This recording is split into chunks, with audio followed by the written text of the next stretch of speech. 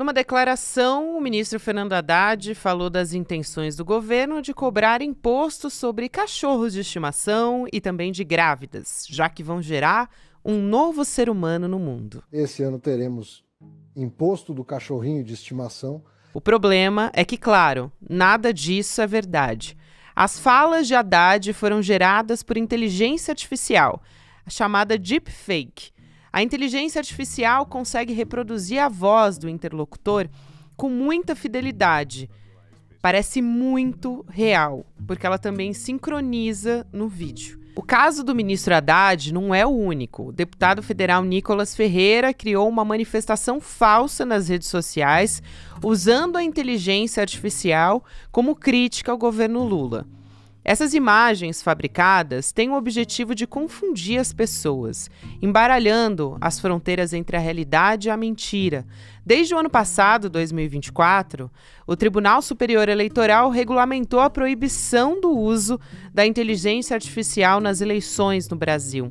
Mas mesmo assim, a extrema-direita tem usado essa ferramenta como um método para endossar as fake news, criando uma realidade alternativa aos fatos. Quinta-feira, 16 de janeiro de 2025.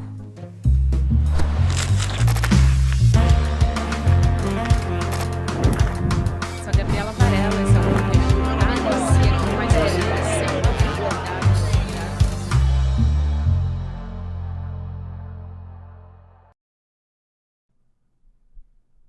Olá, seja muito bem-vindo, seja muito bem-vinda. Eu sou a Gabriela Varela e esse é o Videocast em Detalhes. E aqui, sempre com um convidado ou uma convidada, a gente analisa uma temática e traz discussões pertinentes sobre as notícias do nosso dia a dia. Hoje eu vou conversar com a Fernanda Rodrigues, que é coordenadora de pesquisas do IRIS, do Instituto de Referência em Internet e Sociedade. Fernanda, obrigada por aceitar nosso convite, seja muito bem-vinda, é um prazer falar contigo. Imagina, eu que agradeço, um prazer estar aqui com você. Fernanda, antes de mais nada, eu acho que vale a pena a gente pegar os casos recentes, né, sobre o que está acontecendo na nossa política, no Brasil, para a gente refletir um pouco sobre esse ponto que a gente chegou em relação à inteligência artificial, que é a sua área de pesquisa, sua especialidade, e acho que você tem muito a contribuir aqui para a gente. Porque eu tenho impressão, eu ouço muitos especialistas falando sobre isso, né? De que, olha, a inteligência artificial não é uma coisa nova, ela já está aí há 70 anos.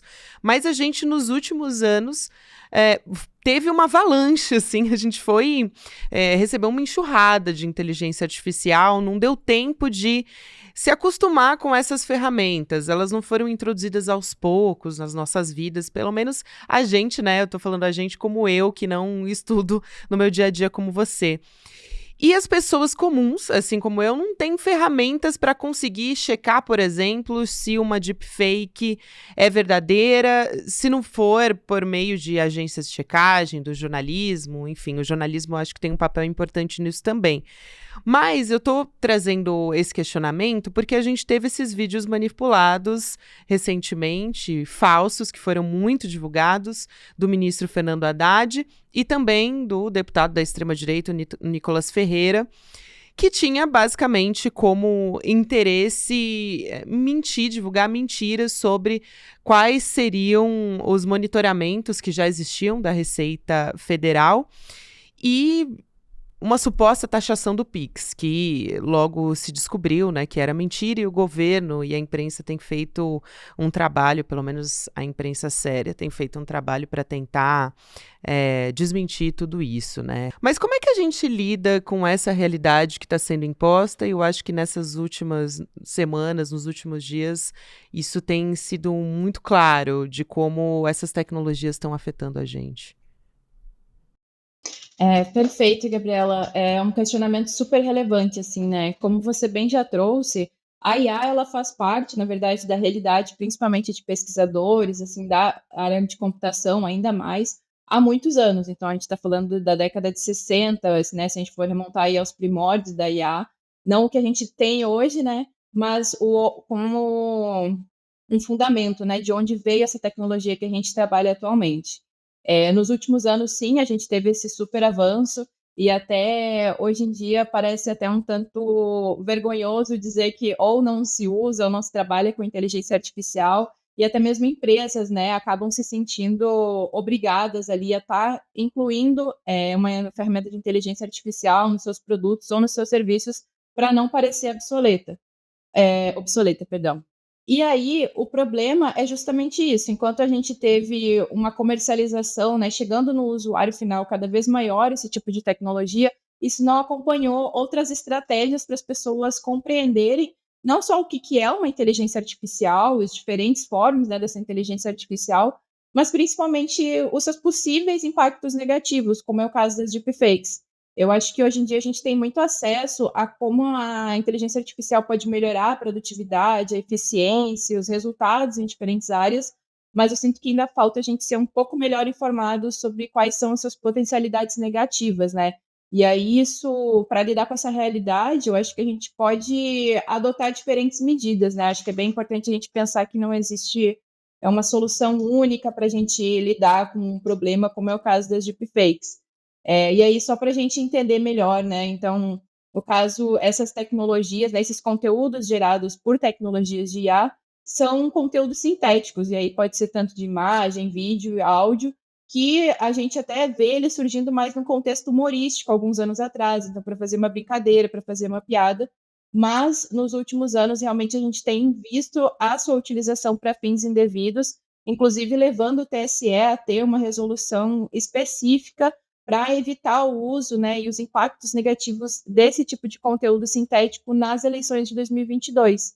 Mas, para além disso, sabendo que as deepfakes também podem impactar a democracia ao longo de todos os anos, e não só nas eleições, eu acho que é importante a gente, né, ter em mente algumas estratégias, como, por exemplo, mais iniciativas de letramento digital e educação midiática, para as pessoas não somente aprenderem a mexer na inteligência artificial, como também para identificar conteúdo falso, como você bem disse, uma própria conscientização da população para não divulgar conteúdo que ela não tenha certeza se é verdade. Então, primeiro recorrer a essas agências de checagem ou aos jornais, né, de confiança para ver se aquela situação, aquele fato é verdadeiro ou não.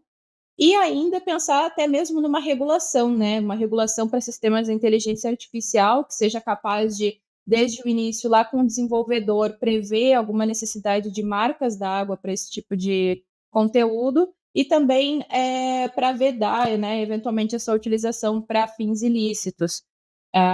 Acho que a gente tem uma crença, né, eventualmente, de que a regulação ela pode parar a inovação, mas, pelo contrário, ela pode promover uma inovação responsável e até sustentável. Em tempos, né, a gente está aqui falando em tempos que as pessoas estão utilizando cada vez mais essas plataformas, também é muito público que as Big Techs têm investido cada vez mais em inteligência artificial. Então, a gente tem o exemplo da Meta, muito recente, incluindo o próprio WhatsApp. Do nada, a gente abriu o WhatsApp e a gente tinha uma ferramenta de inteligência artificial por lá. Então, tá no nosso dia a dia. Mas também, nessa semana, a gente teve um posicionamento público do dono da Meta, o Mark Zuckerberg, deixando muito claro o seu posicionamento alinhado com o governo Donald Trump, que vai assumir nos Estados Unidos, e que é um político, talvez o grande líder mundial da extrema-direita. E aí o Zuckerberg, assim como o Elon Musk, também se aproveita muito de um monopólio econômico da plataforma, né, de plataformas que talvez sejam os maiores ganhos do capitalismo que a gente viu nos últimos tempos, né, e ameaçando até a soberania de outros países nesse sentido, quer dizer, as legislações de outros países. Aí voltou atrás um pouco, não que voltou atrás, mas teve um posicionamento um pouco mais ameno do que a princípio, dando satisfação ao governo brasileiro de que, na verdade, a princípio, as medidas vão ser adotadas somente nos Estados Unidos para depois pensar em expandir para outros países. Mas a preocupação é de que é muito claro que essas tecnologias, elas não são neutras, né? E que elas estão sendo feitas, né, por plataformas cujos donos, CEOs, enfim, pessoas que estão à frente delas, são pessoas alinhadas com o governo da extrema-direita.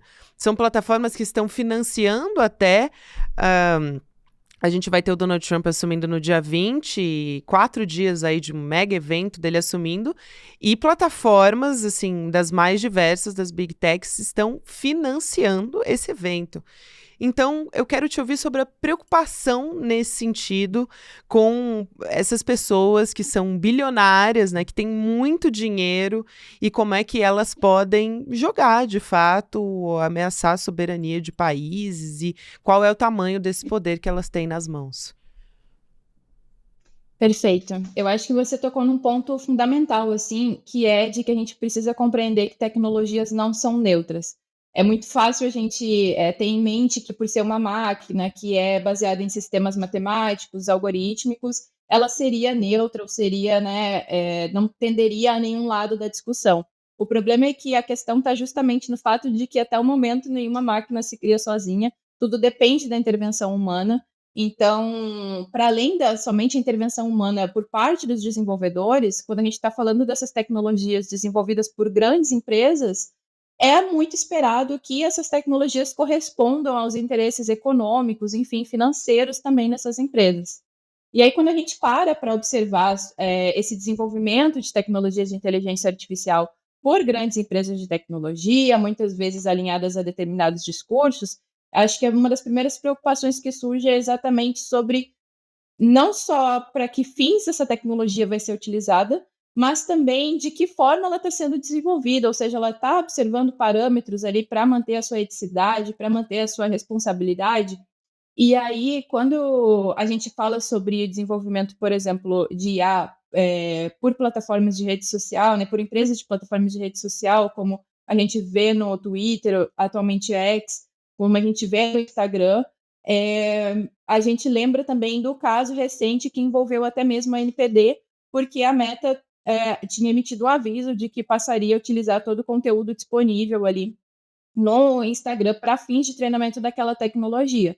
E aí nós temos toda essa discussão se realmente as pessoas que entram ali, né, estão consentindo livremente para essa utilização quase que restrita de todo o seu conteúdo que é postado, a necessidade das pessoas poderem optar se elas querem ou não que o seu conteúdo seja utilizado para fins de treinamento de IA. Então, enfim, uma série de questões relacionadas à proteção desses dados, porque hoje, numa sociedade da informação, a gente sabe que dado é poder. E quanto mais dados essas empresas têm, mais elas utilizam para fins de desenvolvimento de inteligência artificial, é necessário que a gente tenha atenção para ver se os nossos direitos em relação aos nossos dados estão sendo garantidos e também de que forma essas tecnologias vão ser aplicadas, para quais fins e em que medidas elas podem impactar, podem apresentar riscos sistêmicos, como impactos a nível de democracias, né, como você bem falou, afetando a soberania de outros países. Nossa, achei muito boa essa frase que você disse que dado é poder. Acho que eu vou ficar, sabe quando aquela frase fica, você planta uma sementinha na cabeça da pessoa, eu vou ficar pensando nela depois. Eu acho que também vale a pena, a gente tem um exemplo muito recente de judicialização dessas questões, mais especificamente sobre a inteligência artificial, sobre o que a justiça pode fazer. Quando a gente olha para o nosso país, a gente teve até rapidamente a AGU, a Advocacia Geral da União, notificando extrajudicialmente a Meta para remover um vídeo, mais especificamente do Facebook, né? Remover o vídeo do Haddad, que era um conteúdo falso, adulterado por inteligência artificial. Mas o tempo da justiça é muito diferente do tempo, primeiro, da proliferação de fake news e também da rapidez com que essas tecnologias podem ser feitas, né, e difundidas por aí. Então, qual que é o impasse? E, como você disse, não tem uma solução única. Mas o ponto de vista da justiça é efetivo mesmo? Porque essas empresas, elas têm muito dinheiro. Então, ser notificada extrajudicialmente produz algum efeito? Coíbe, de fato, para que elas tenham alguma medida mais segura para a gente que usa essas ferramentas? Então, essa é uma grande questão também, porque atualmente a gente está vendo exatamente a discussão em torno do artigo 19 do Marco Civil da Internet, que vai falar sobre a responsabilização de provedores de serviço como redes sociais, no caso de conteúdo publicado por terceiro. Atualmente, uma mera notificação extrajudicial não é capaz de gerar responsabilidade para a plataforma, caso ela não exclua aquele conteúdo. Hoje, as plataformas só são responsabilizadas caso elas sejam notificadas judicialmente para remover um conteúdo e deixem de cumprir essa decisão. No STF, a questão é justamente se esse artigo, né, agora mais de 10 anos depois, ele está alinhado à nossa Constituição Federal. Nós, do IRIS, nós temos um posicionamento pela constitucionalidade do artigo 19, mas entendendo que a realidade que o Marco Civil da Internet enfrentou em 2014 é significativamente diferente da realidade que a gente está enfrentando hoje em 2025, né? Então, é sim necessária uma adaptação, é sim necessária uma atualização sobre a compreensão de como responsabilizar plataformas digitais, porque a gente viu que o poder econômico, o poder de influência delas cresceu muito ao longo desse tempo, para além somente também da quantidade de conteúdo que é postado diariamente. Então, a gente precisa sim rever, à luz da Constituição, como que a gente pode assegurar que esse tipo de conteúdo não ganhe cada vez mais espaço nas redes sociais. Mas, para além da justiça, eu acho que o trabalho do Poder Judiciário ele é muito potencializado quando a gente tem boas leis. E aí, nesse sentido, se é importante que a gente tenha uma regulação para a inteligência artificial, que, por exemplo, vai lidar com a moderação automatizada, né, que é feita pelas plataformas e redes sociais para remover conteúdo nocivo, é importante também que a gente pense e avance numa regulação das próprias redes sociais e das próprias plataformas. Lembrando que isso não se confunde com censura. Em nenhum momento o objetivo seria impedir que as plataformas realizem essa moderação ou que discursos com os quais as pessoas não concordam não possam estar ali naquele espaço. Pelo contrário, uma regulação das redes sociais ela pode justamente proteger o direito à liberdade de expressão de todas as pessoas, principalmente de grupos vulneráveis que a gente sabe que hoje sofrem muito com discurso de ódio na internet.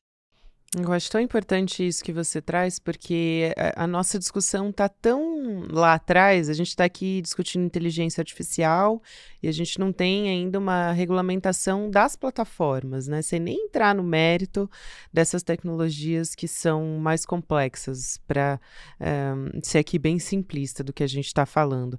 Agora, sobre o uso da inteligência artificial no Brasil, a gente tem informação, até do próprio Google, de que o uso de inteligência artificial no Brasil foi maior do que a média global no último ano. Então, 46% dos brasileiros utilizando a tecnologia são dados de 2024, então referentes ali a 2023 e um pouco de 2024 também.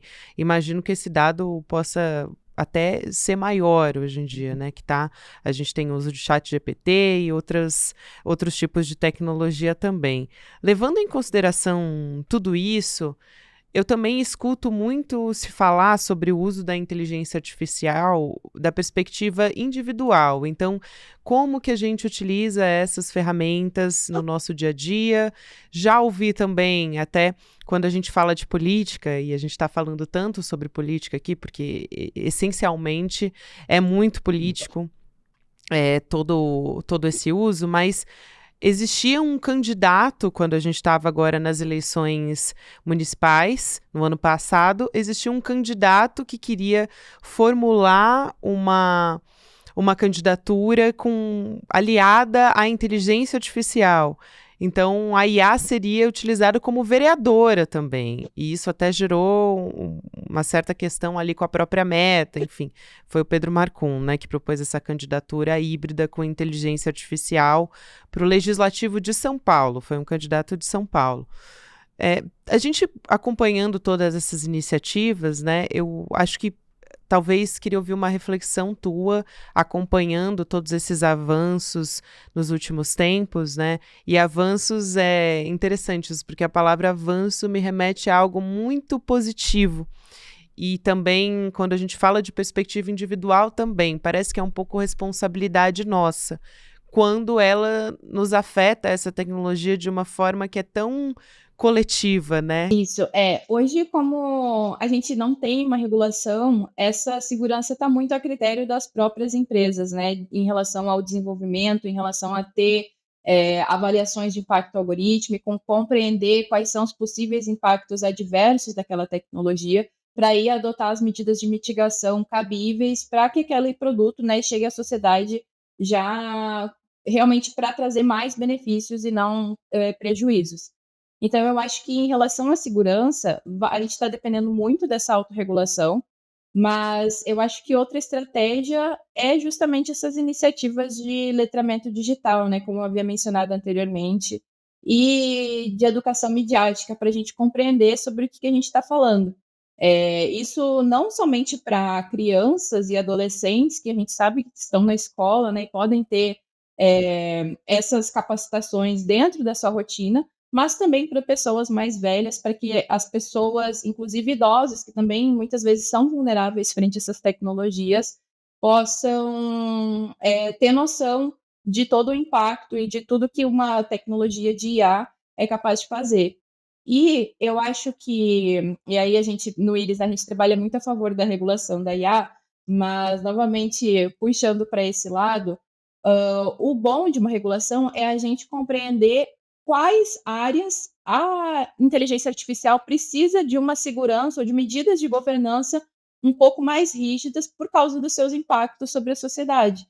Então, por exemplo, a gente imagina uma tecnologia que vai ser utilizada dentro de um processo eleitoral, no processo democrático, utilizando uma imagem, muito provavelmente ali, para simular um candidato político. A gente sabe que isso pode afetar estruturalmente o Estado democrático de direito. Fernanda, outra questão, acho que a gente chegando aqui ao final, que eu acho importante, na verdade vou dividir em duas perguntas aqui, tá? Porque a gente teve recentemente o governo dos Estados Unidos, o governo Biden, ainda adotando regras para, segundo o Biden, né? O governo Biden restringir a disseminação global da inteligência artificial, evitar que Rússia e China desenvolvam certas tecnologias, então quero te ouvir sobre isso, se você puder explicar um pouquinho, porque achei muito curioso à medida que o governo que vai assumir do Donald Trump está tão alinhado com o Elon Musk e com o próprio Zuckerberg também. Então, um pouco isso. E a outra pergunta que eu quero te fazer, e se você puder me responder as duas, é quais são as tecnologias de inteligência artificial que você diria que a gente tem que ficar mais atento nesse momento? Perfeito. Eu acho que assim, né, em relação à primeira pergunta, são duas perguntas assim de 1 milhão, né? Vou tentar responder da melhor forma possível. Mas em relação à primeira, esse movimento do governo Biden me remete justamente a uma carta, né, que Elon Musk e outras figuras públicas e pesquisadores assinaram alguns anos atrás, sobre a gente tentar frear ou parar, de certa forma, o desenvolvimento de tecnologias de inteligência artificial. E aí, normalmente esses discursos carregam, de certa forma, um terrorismo em torno do fato de que a gente não sabe aonde a IA vai chegar, e talvez isso seja um fato, mas acabam jogando muito mais uma preocupação sobre um futuro até distópico e que a gente não sabe se efetivamente vai se concretizar, quase como servindo para que a gente não tenha tanta atenção sobre as tecnologias de IA que já existem e trazem aí grandes problemas já para a sociedade. Então, eu vejo sempre com um pé atrás esse tipo de iniciativa, porque a gente precisa compreender essas iniciativas sempre, né, a partir desse viés político. Então, qual é o interesse político final, qual é o interesse financeiro, ainda mais considerando uma tecnologia que tem movimentado muito dinheiro internacionalmente, muitos investimentos. Então, eu acho que a gente precisa ter atenção para isso, para que esse discurso sobre o que a IA pode vir a se tornar não acabe nos cegando, na verdade, para o que ela já tem, né, o que ela já apresenta atualmente e o que a gente pode fazer para remediar os efeitos atuais. E aí eu caso um pouco com a segunda pergunta já, para comentar sobre essas tecnologias que eu acho que a gente deve ter atenção. E aí eu vou menos nessas que estão para surgir, porque talvez esse exercício preditivo seja muito difícil, principalmente para mim. Eu sou uma pesquisadora da área das ciências sociais e humanas, então talvez uma pessoa da computação consiga fazer essa previsão melhor, mas da perspectiva crítica, né, e de pesquisa que eu tenho atualmente, e que eu compartilho com o Iris também, é da gente se preocupar com tecnologias de vigilância que se apoiam, né, por meio da inteligência artificial, que já estão sendo utilizadas atualmente e que tem gerado uma série de problemas para grupos específicos da sociedade, em especial a população negra. Então, a gente tem, por exemplo, o caso do reconhecimento facial aqui no Brasil, tem sido muito utilizado para fins de segurança pública, mas é uma tecnologia internacionalmente reconhecida por diferentes estudos, por apresentar falhas maiores sobre o rosto de pessoas negras. E aí, quando a gente traz isso para a realidade brasileira, onde a gente tem um histórico de marginalização, criminalização, encarceramento em massa da população negra, a gente já vê, na verdade, os efeitos nocivos que esse tipo de tecnologia tem gerado. Então, a gente teve 2 casos muito noticiados no ano passado, de pessoas que foram presas em eventos grandes públicos, detidas nesses eventos públicos, mas de forma equivocada, porque teriam sido reconhecidas, né, apontadas como criminosas por um sistema de reconhecimento facial. E aí, se é difícil a gente desmentir uma fake news na internet, imagina na vida real, onde uma pessoa está sendo levada pela polícia no meio de uma multidão. Quem está assistindo essa cena muito provavelmente vai entender que essa pessoa realmente fez alguma coisa. E aí o constrangimento todo já foi gerado, aquela pessoa já ficou com medo de, quem sabe, ser levada para a cadeia e não conseguir sair de lá através de um processo tão cedo. Sem dúvida, Fernanda. Obrigado demais por compartilhar todo esse conhecimento com a gente. Foi um prazer te receber. Seja sempre muito bem-vinda, sempre. Imagina, eu que agradeço. Obrigada pela próxima oportunidade. Obrigada. Querida. Até. Nesse finalzinho de programa, eu queria lembrar vocês que a gente tem, na verdade lembrar não, porque essa é novidade, eu ainda não tinha falado sobre isso, porque a gente tem a loja oficial do Sou ICL e a gente está com promoção, então a gente tem produtos exclusivos com descontos de até 20%, que você pode acessar com desconto se você faz parte da nossa comunidade também, vale super a pena, mas também quem é membro do ICL tem um desconto extra, então vale a pena ressaltar isso, de 15%. E para você que não é membro também, o desconto é para todo mundo agora, então vale super a pena. O assinante do ICL aproveita a promoção com até 35% de desconto, lembrando, e todo mundo produtos exclusivos com descontos de até 20%. Aí eu tenho alguns aqui que a produção separou para mim, para poder mostrar para você que está me acompanhando em vídeo, tem camiseta, tem um monte de coisa. Eu vou mostrar aqui essa camiseta com a frase do pastor Ed Renekiewicz, essa daqui, que é vermelha, então eu achei linda e vou compartilhar aqui com vocês. Olha só, a verdadeira justiça se faz com amor. Eu amei essa, mas a gente tem várias outras aqui, eu tô com outras camisetas também, com boné. Então, aproveita souicl.com.br para conferir quais são esses descontos todos. Tem uma que eu gosto muito, que é o bordão de Chico Pinheiro, a camiseta, graças a Deus, hoje é sexta-feira, tem várias lá. Então, vale a pena dar uma olhada, presentear quem você gosta, ou presentear você mesmo, né, gente, que é bom. Se mime. Obrigada a você que me acompanhou até aqui. Agora você fica com o Mercado Investimentos na sequência. Tem o Rolê ICL, lembrando, em detalhes, de segunda a sexta-feira você pode conferir nas plataformas de áudio todos os dias. Até amanhã. Foi preciso esperar 6 anos. Mas a pergunta, quem mandou matar Marielle Franco, tem agora uma resposta. Durante 6 anos, o trabalho da imprensa foi fundamental, não só para buscar informações que foram trazidas a público, mas também para cobrar as autoridades, para que as investigações andassem.